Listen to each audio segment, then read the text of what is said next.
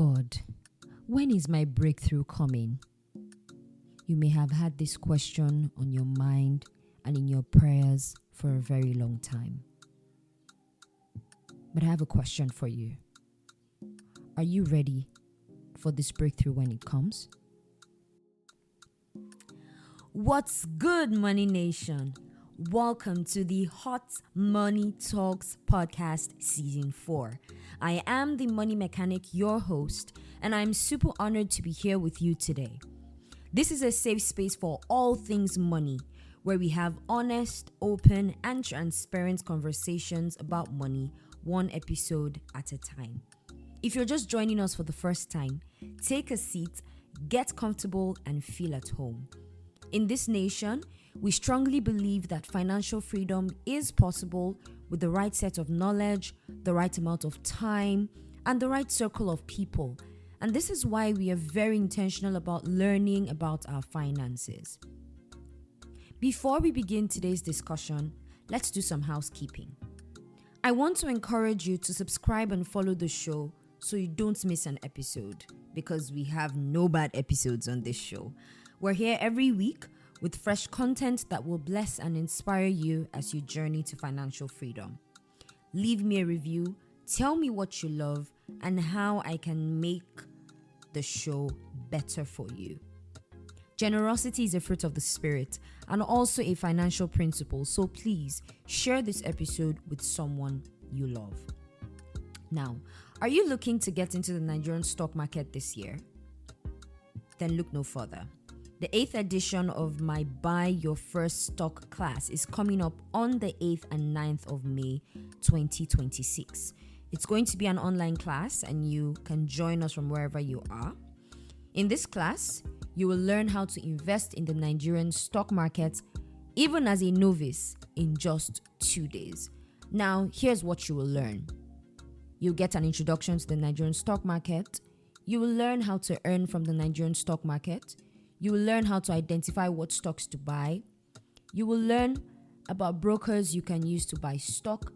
And you will learn about asset allocation and asset management. And as a bonus for joining this class, you will get free membership into the Buy Your First Stock alumni community, where you will enjoy ongoing support.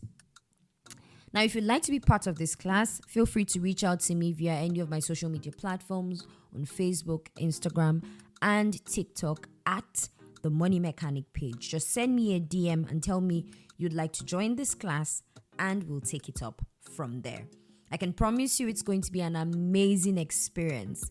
And speaking of amazing, let's dive right into today's conversation. Let me ask you a question. And I want you to be honest with yourself, not with me, with yourself. Have you prayed for financial breakthrough at some point in the last 12 months? Be real. Now, in that same period, did you open a savings account? Did you track your expenses for, say, 1 month, 2 months? Did you read a book on money, investing, finances? Did you sit down to write a financial plan? You see that gap right there? That's the problem we are going to solve today. I've come to notice and observe that we are a generation that prays with so much faith, but we prepare with so little discipline. So we go to vigils, we fast for financial miracles, but when it comes down to the basics, right, we cannot even explain the difference between a savings account and a mutual fund. We're asking God for millions, but we cannot even account for the thousands that we earned just last month. Now, I'm not here to tell you that prayer doesn't work. No. I'm a person of faith. But I'm here to tell you that prayer is not a substitute for preparation. And today we are going to talk about why you need to prepare for the wealth that you are praying for and exactly how to do that. So let's start with talking about our mindset. And I'd like us to have a mindset reset as we have this conversation, right? We need to start by understanding that prayer is simply part of the process of building wealth. It's not the entire process, right? Now, there's a deeply rooted belief in Nigerian culture and even across a lot or a huge part of Africa that if you pray hard enough, right, God is just going to drop money on your lap. You hear people call it miracle money, right? Some people call it divine provision. And I believe in miracle money. I have experienced miracle money before. I believe in divine provision. I have experienced divine provision before. But I also believe that God blesses prepared hands. Did you hear that? So now let's think about the stories that we grew up hearing, right? If you're a Christian, you know the story of Joseph, very popular story. Joseph the dreamer, Joseph with a coat of many colors. Now we see Joseph as a dreamer, right? But he didn't just dream. There was a part where he had to take action. When he was taken to Egypt, he was put in charge of Potiphar's house. We would say that maybe that was his first experience as a manager, right? Where he learned administration, resource management, and leadership, even in obscurity, before he even got a chance years later to manage an entire nation's economy. We're talking about a legendary country such as Egypt. Let's talk about King David. David the psalmist, David the giant killer, the giant slayer, right? David the lion slayer, David with so many talents, right? Now, David killed a lion and a bear before he killed Goliath. What's the point here? That preparation always comes before promotion. But here's a hard truth that many of us are finding it difficult to accept, that we are not ready for the wealth we are requesting. If God answered your prayer, let's say he did, and he gave you 100 million naira tomorrow morning, what would you actually do with it? Be very honest. Would you know how to protect it? Would you know how to invest it? Would you know how to grow it? Or would it disappear in 18 months? This is not a hypothetical question. This is actually what happens. And we're going to be looking at some real examples shortly. Now, the mindset shift that we need is this. Prayer activates the spiritual, right? But preparation activates the natural. And building wealth requires both. So I'd like us to now talk about the danger of unpreparedness. And we're going to use some real life examples. Now, I don't know if you remember who Mike Tyson was or is, right? Now, Mike Tyson is one of the most referenced examples in financial literacy for good reason. Now, at the peak of his career, he earned over 300 million US dollars. But by 2003, he filed for bankruptcy. Now, this guy had a mansion, a private jet. He had Bengal tigers as pets. And a spending rate at that time of over $400,000 a month. Now, he later admitted that he had no idea how to manage money. He earned generational wealth and lost it within a generation, within his own lifetime, actually. So what is the lesson here? That earning capacity and managing capacity are two completely different skills. So you can be excellent at making money and terrible at keeping it. And I think at this point, I would share a personal example, right? If anyone has heard my story of how, I started teaching about money, how the Money Mechanic brand started. I always tell the story of how I started business at the age of 10, right? And at that time, I was of course very little, but I had the understanding of what it meant to offer value in exchange for money. So I used to sell like little snacks at the time, and I used to make like bookmarkers, and I used to make beads and so many other things. I've done quite a number of businesses in my lifetime. I should probably do a podcast episode on that, right? But when, I think about 6-7 years ago, when I got face to face with my finances and I realized that I needed help, right? At that time, earning money was not necessarily a problem for me. In fact, at the time, I had more than one business running. I was in university and I had like 3 or 4 businesses I was doing at the time that they were all giving me money. And because I absolutely enjoy doing business, it was something I found pleasure in. But you see, the issue was not earning money. It was being able to manage it. And that was where the problem was for me, because I was making money, lots of it, especially for my level in life at the time, right? I was making good money. However, I was always losing it because I didn't know how to manage it. Yes. And, it was coming to terms with that made me understand that being able to earn money is totally different from being able to manage it. They are 2 different things. You need different skills to manage money. So even though I was very good at making money, I was terrible at managing it. Now let's look at examples of lottery winners or betting winners. Across social media, I'm sure you've seen stories of young Nigerians and even people from other parts of the world who have won millions from betting platforms. And within a couple of months or a year or 2, they are back to square one. Some were even worse off because they borrowed money from family and friends to fund their betting habits. And after a big win, they spent the money, squandered it, rather than even paying their debts or investing or even building an emergency fund. So we can see a pattern here, right?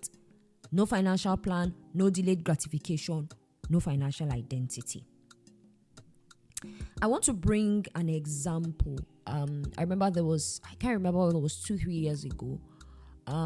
There was this guy that went viral on social media. He was hawking Aquafina water, I think, in traffic in Lagos. And the way he was hawking it was so impressive. Like, this guy would be able to convince you to buy water even if you're not thirsty. And someone made a video of him, and just showed how passionately he was, hawking this water. And somehow he got viral.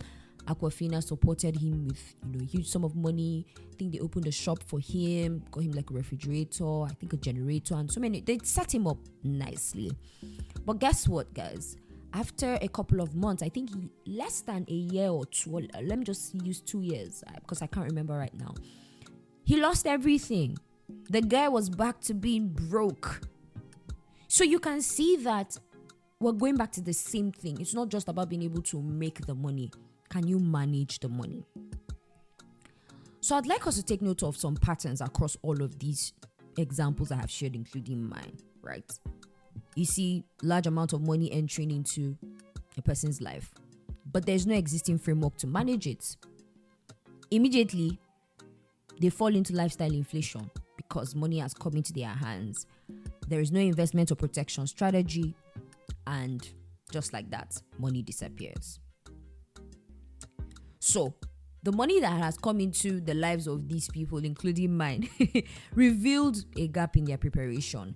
The money did not create the problem. It only exposed what was already missing. So you see, people think that it is money that changes people. No, money just exposes the problem that already exists, right? So you actually have the tendency to squander money, just that you don't have money to squander yet. But when you have money, you're going to squander it. So now let's move on to now talk about why is it important that you must prepare for the wealth that you are praying for? Why is it important? And I'd like to share with us 5 core reasons why preparation is non-negotiable. The first reason is that money amplifies who you already are. So if you're undisciplined with 50,000 naira a month, you will be catastrophically undisciplined with 5 million naira. It's just facts. So money is not a character transplant. No, it doesn't transplant character into you. It's only a magnifier. So it takes whatever you already are and makes more of it. So if you're generous, it makes you more generous. If you're reckless, it makes you more reckless.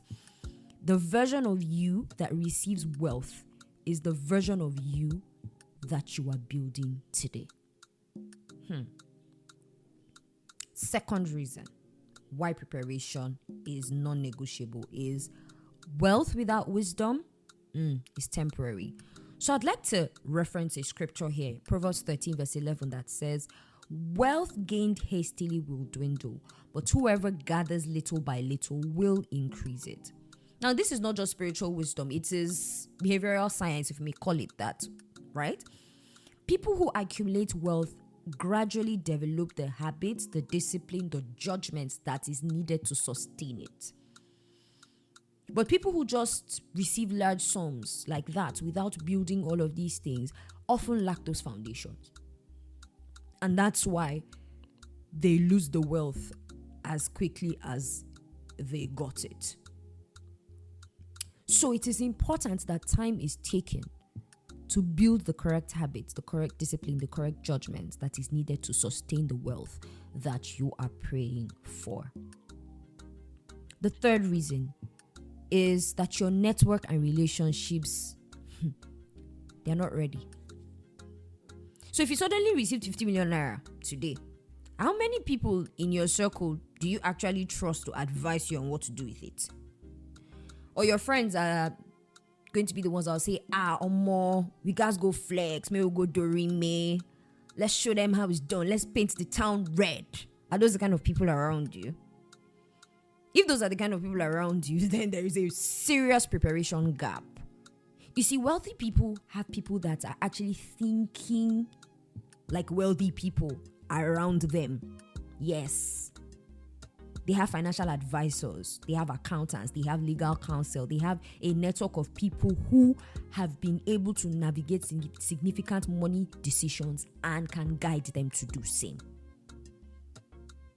So you see, your relationships, your network, your ecosystem, they either support your wealth or help you to drain it. So I want you to really think about the people that you have in your life today. Are they people that are supporting your wealth building journey, or they are the ones dragging you down? The fourth reason why preparation is non-negotiable is because your identity around money has not been rebuilt. It has not been fixed. So many of us Nigerians, and I can relate, we grew up in homes where money was scarce, where money was shameful to talk about, right? Where it was like a taboo, where it was like a dirty topic, where there was no savings culture, where debt was kind of a normal thing. Now, yes, I said I can relate, maybe not with everything, but I know, I can relate to one or two things. For me, I'm grateful that a lot of what I know about money, I learned from my parents, right? But they also had their own flaws. And as I speak with a lot of young people, I've seen that we're all wearing almost the same shoes. So if this is the kind of background you grew up with, the subconscious beliefs that have been installed in you are what is sabotaging you now that you're an adult. And unless you actively dismantle and rebuild them, you will not be able to build wealth. So it means that you can receive wealth quite all right, but unconsciously you will self-destruct it because on a deep level you believe you don't deserve it, or you don't know how to relate with it. So your mindset, your identity is still very negative, and that's why you can't handle wealth. You see, I remember speaking to someone one time, and we were just talking about, her relationship with money. And she confided in me about the fact that she's doing very well financially now. Her family's doing very well and all of that. But because of a traumatic experience she had while growing up, she is unable to do anything nice for herself with her money. So she cannot remember the last time she bought something new for herself. She struggles to buy new clothes, new shoes, new bags for herself, right? Because she's always catastrophizing. She always feels that something bad is about to happen. So when she was growing up, her father lost his job and he was the breadwinner of the family. And as the first child, she saw firsthand how that greatly affected her family. And so for her, she just always feels like something bad will happen very soon. So she keeps stockpiling money, but she can't do anything nice for herself because she just feels, what if something bad happens? right? And I was off buying shoes and bags. But you see, she's an adult now, but because she has not dealt with that identity crisis, it's affecting how she deals with the wealth that has come into her possession. Now, the final reason why preparation is non-negotiable is the opportunity cannot wait for you to learn on the go. You see, when real wealth opportunities come your way, business deal, an inheritance, if you're lucky, an investment window, a partnership, they don't wait for you to read a book, right? You either have the knowledge, skills, and network to respond in time, or you don't. It's that simple. So preparation means that when the door opens, you are already standing at the door ready to enter. So you see, success really is preparation meeting opportunity, time and chance. When the Bible says time and chance, the race is not to the swift, right? But time and chance happens to them all. So time is preparation, chance is opportunity. So it means that you have to invest time now to prepare so that when opportunity comes, you are already ready to grab it.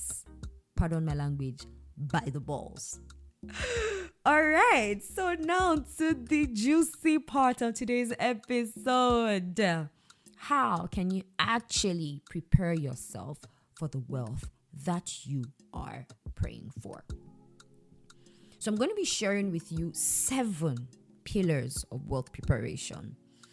And I hope you're ready for this. So the first pillar is build financial knowledge. So you cannot manage what you don't understand. Can I hear an amen?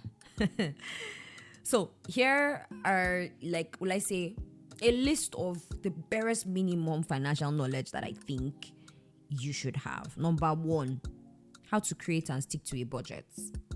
Yes, I know you don't like budgeting. I know it's not the most interesting thing to do, but I can tell you that it is foundational. Yes, you should be able to know where your money goes.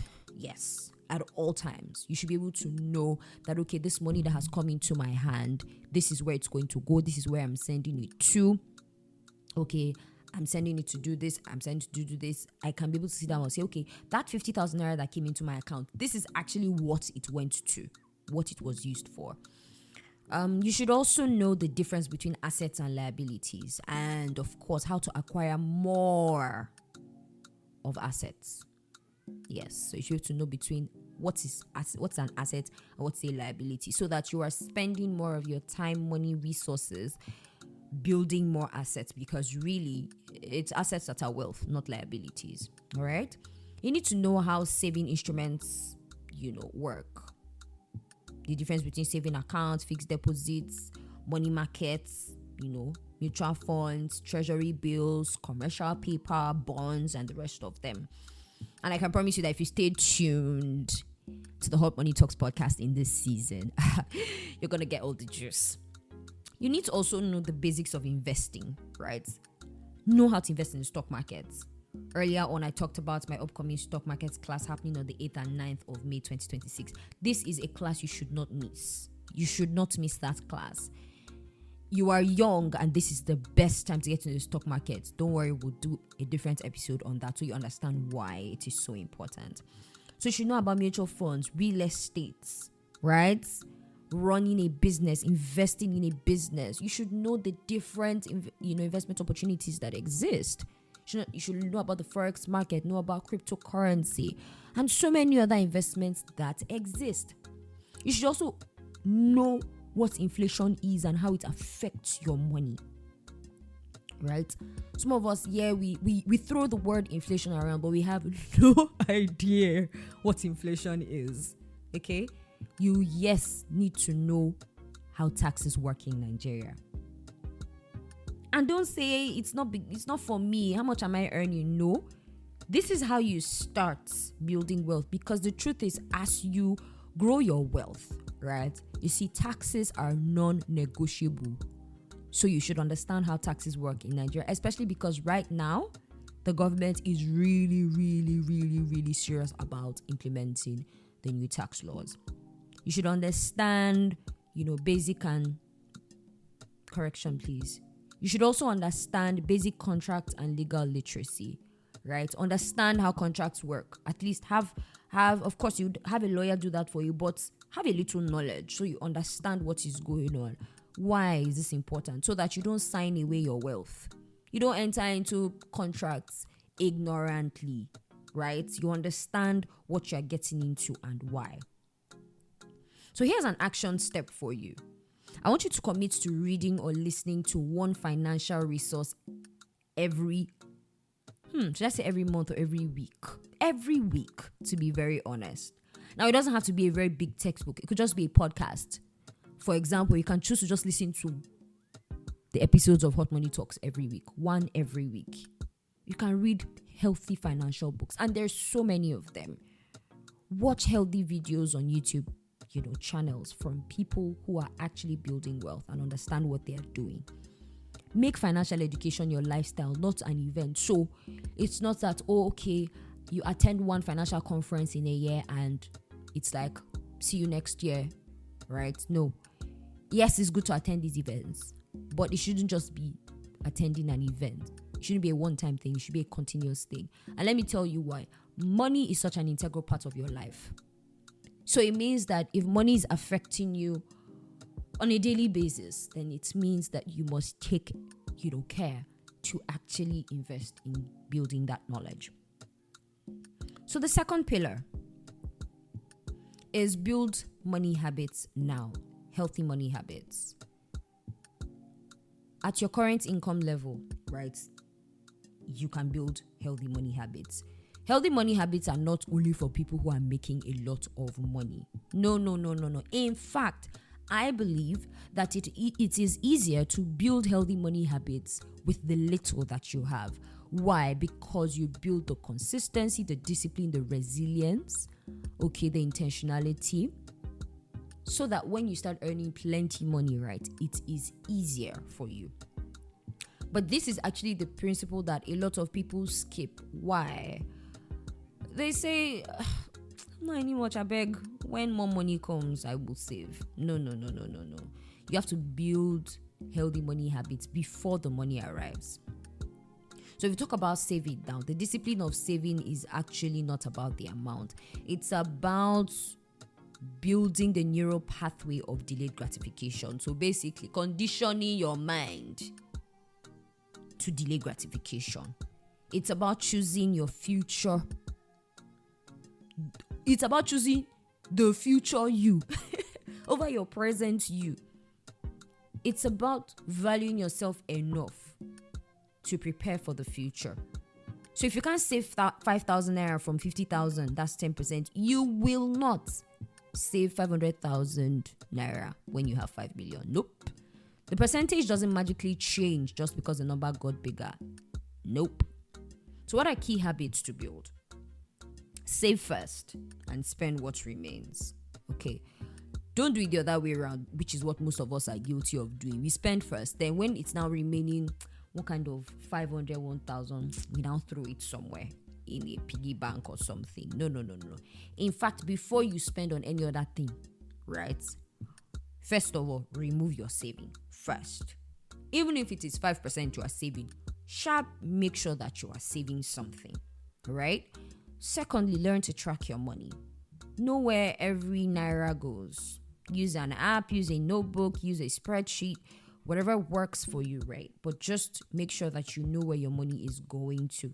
If you're not able to track your money, you're not going to be able to control it, yeah? Then learn to live below your means, not below your needs. Listen to this carefully. Live below your means, not below your needs. Okay? Now, there's a difference between being miserly, suffer head, and then being strategic. So, with wealthy people, you see them drive sensible cars, but they're also building their investment portfolios. But you see broke people there, they look rich, but they're not rich. They drive flashy cars, use very expensive phones, but check their bank accounts. Empty. I want to say empty just like their head, but let me not be wicked. Shall have wisdom. Yeah, very, very important, because wisdom is profitable to direct. And then finally, have an emergency fund before you start investing. So before you start investing, you need to have at least 3 months of your expenses sitting in an account that you can easily access. Why is this important? Because it prevents you from selling off your investments, liquidating your investments at the wrong time because an emergency has happened to you. I hope I haven't lost you, and I hope it's all making sense, all coming together. So the third pillar is to work on your money mindset. This is so critical. So you see, your mindset is your operating system of your financial life. And every other action runs on top of it. If the operating system is corrupt, then nothing else will function properly. So here are some common money mindset problems that, we carry, especially as Nigerians and Africans. Number 1, money is the root of all evil. I like using this example because I feel like a whole lot of us grew up with this mindset.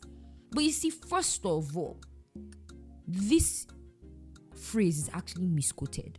The actual scripture, if you look at it, says that it is the love of money, the idolization of it, that is the root of all evil. So what does this mean? That money is actually just a tool. So you see, a hammer can be used to build a house, but it can also be used to break somebody's skull. Think on this. The problem is actually never the tool. It is the person who's using the tool that needs the most work. Another money mindset we carry is rich people are wicked, rich people are corrupt. And not to be negative or biased, but I think and I believe that Nollywood played a huge role in affecting how a lot of us, especially millennials, grew up to think about money, right?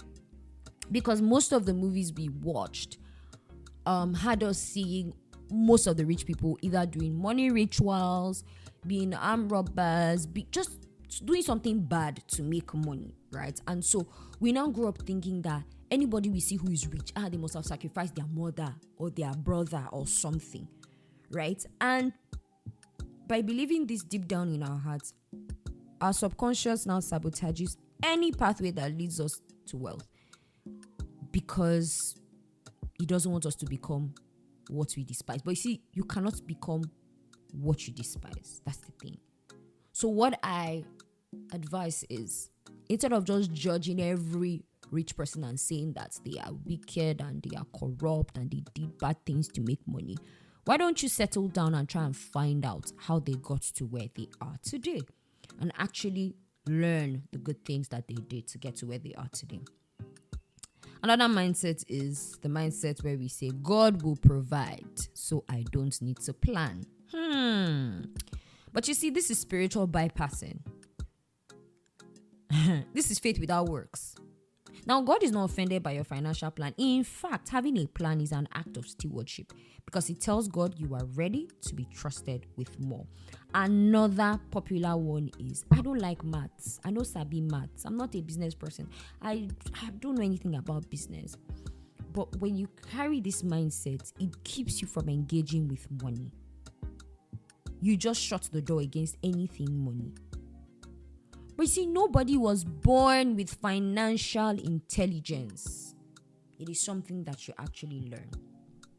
So working on your mindset involves reading and listening to content that will reshape your belief about wealth, examining some of the money scripts and money stories that you grew up with. It also involves surrounding yourself with people who have a healthy, ambitious relationship with money.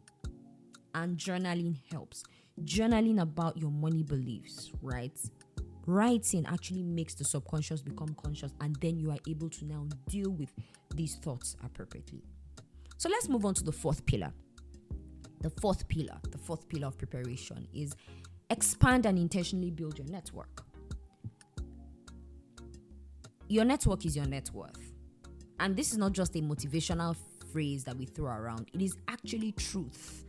Because wealth is rarely built in isolation. It is actually built through partnerships and collaborations, through mentors who have made the financial decisions you're about to make and can guide you away from making same mistakes as they did.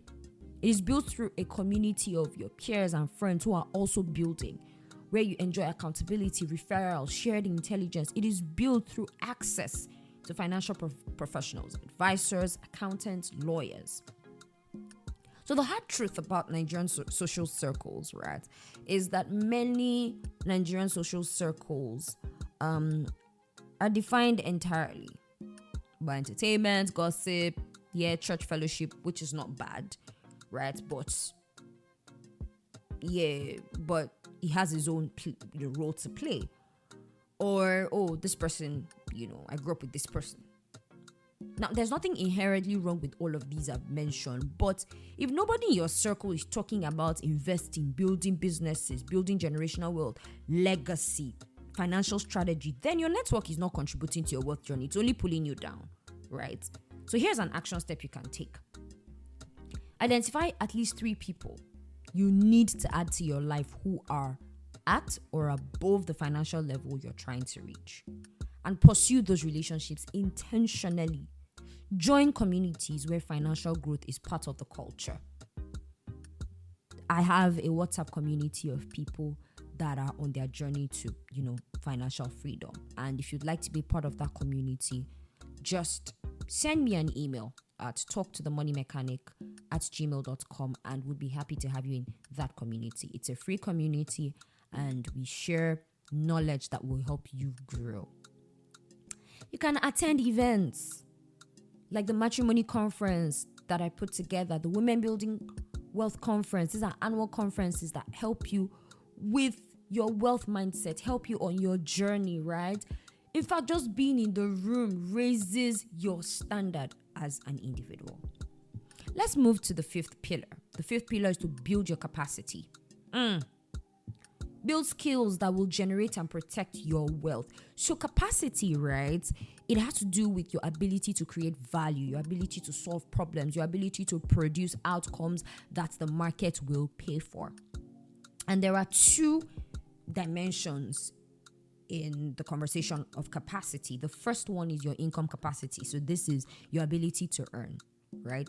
And this comes from professional and technical skills that you can market, from entrepreneurial skills. This is where you identify a problem, you build solutions, you create value, you sell, you market, okay? And, people give you money in exchange for the value that you're giving to them. This also has to do with having multiple income streams. Because if you only depend on one income stream, that is a problem. It's risky. Then the second dimension is your wealth management capacity. This is now your ability to actually handle money when it arrives. So here we talk about investment literacy, just like we've already covered, in the earlier part of this episode. Business management skills, negotiation and being, deal making, understanding contracts and legal protection, building leadership and team management, because as you grow your wealth, you cannot do everything alone, which means you will need people, and you will need to lead a team, you need to build a team, and you need a different set of skills to be able to build a team, right? So what action step can you take in regards to this? Every year starting from 2026, identify one skill gap that you think is limiting your income or your ability to manage what you have, and close that gap by learning. Take a course, get a mentor, practice in a low-stake environment before the stakes get high. So for example, for me, I think that one thing that I have struggled with is knowing how to sell, especially in the area of my coaching and my, monetizing my knowledge and all of that. So I don't have a knowledge gap in terms of the knowledge to actually teach, but I realized that it's like I don't really know how to sell what I have. So I have been so intentional about learning how to sell, and I believe that by the time I'm able to strengthen my skill here, I'll be able to make more sales. The 6th pillar is relational management. Yes, relational management. Now, this one is very sensitive but very necessary, especially in the Nigerian culture. Because one of the fastest ways, right, to lose wealth in Nigeria is through number one, black tax. Family pressure, family entitlement, that expectation that if one person succeeds, then they must carry the entire family on their head and solve all their problems. Then do we want to talk about toxic, parasitic relationships? People who suddenly become present when they sense you have money, or people who only text you when they need money. Or should we talk about intimate romantic relationships that have no financial alignment, no financial literacy? So you're in a marriage or relationship with someone whose money values are totally, completely opposite of yours. Then owing people. Yes, owing people. And by this, I mean borrow people where they owe. So when, you have people you're giving loans to, friends, family, give them money, they can't account for it. They can't pay back. No accountability, no structure. Right? Now, these are relationships that exist around us. And I'm not trying to say, cut everybody off, all of that. But what this means is that if you must be able to build and preserve your wealth, you have to have a framework for generosity that does not destroy you. So you must decide in advance, not under pressure, how much you will give, who you will give to, and what the boundaries are. A key principle here is that generosity without boundaries is not a virtue. You shouldn't be clapping your hand for yourself. No. It's only a financial plan for poverty. Wealthy, sustainable people are generous people who have boundaries. Yes. The last pillar for today is stewardship. And this is the philosophy that really ties everything that we're talking about together. Now, stewardship is the belief that the resources that you have right now at this income level are actually not just yours to do whatever you want to do with it. Stewardship is understanding that you are simply a manager of the wealth that has been entrusted into your hands. And how you manage what you have determines what you will be trusted with in the future. And this doesn't just apply to money. It applies to time, it applies to relationships, it applies to knowledge, it applies to influence. So with money, you're looking at, are you managing your current income with integrity and intentionality? Your time, are you spending it in ways that help you build capacity and move you towards your goals? Your relationships, are you investing in people with genuine care and not just out of a transactional mindset? With knowledge, are you taking what you are learning and actually applying it? Because it's not just about reading plenty books and saying, I read 60 books this year. Which one have you applied? Influence. As your platform grows, are you using it to create genuine value? So when we talk about stewardship, we like to refer a lot to the parable of the talents. Right? And it's a very, very apt parable when we're talking about financial literacy. Because the servants who multiplied what they were given were actually given more. But you see, the guy who buried his talents out of fear, out of complacency, the one who was giving excuses, he lost everything. So it means that when you do well with the little that you have, more will be entrusted into your hands. So as a steward, we understand that we are actually managers of the resources that God has given to us. And you see this principle of stewardship, it is consistent across cultures, across faith, across economic theory. Stewards get promoted. But you see squanderers and excuse makers, they get demoted. As we round off today, I would like to just share a few final thoughts, right? I know you're praying for wealth. And that's great. I want you to keep praying for wealth. For me, prayer is integral to my wealth building journey. But I want you to, let's say, leave this episode, right? Or close out this episode with a different question on your lips. So, I don't want you to just keep thinking, God, when is my breakthrough coming? But ask yourself, am I ready for this breakthrough when it comes? Because here's one thing I know, the wealth you're praying for is looking for somewhere prepared to land. It is looking for a mind that has been renewed, a habit that has been built, a network that is in place, a skill that is sharp, a spirit that has been made disciplined in the small things. Don't let your breakthrough bypass you because you weren't ready. The most dangerous prayer is one God answers before you are prepared to handle the answer. So start preparing today, not when the money comes. Start preparing today. Okay? Your savings account is your foundation. Your budget is your plan. Your investment is your seed.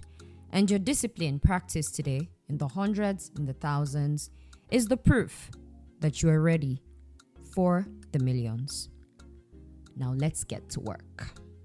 That's it for today's episode, guys. I really hope you got value. And if you did, I want you to be a blessing to someone by passing this episode along. Don't forget to subscribe and follow the show. Leave me a review and most importantly, practice what you have heard. To connect with me, visit www.themoneymechanic.com. Wealthy people are action takers. So will you take action on your finances today? See you in the next episode, family. Stay jiggy. As always, I'm sending you lots of love, light, and a sprinkle of money in between.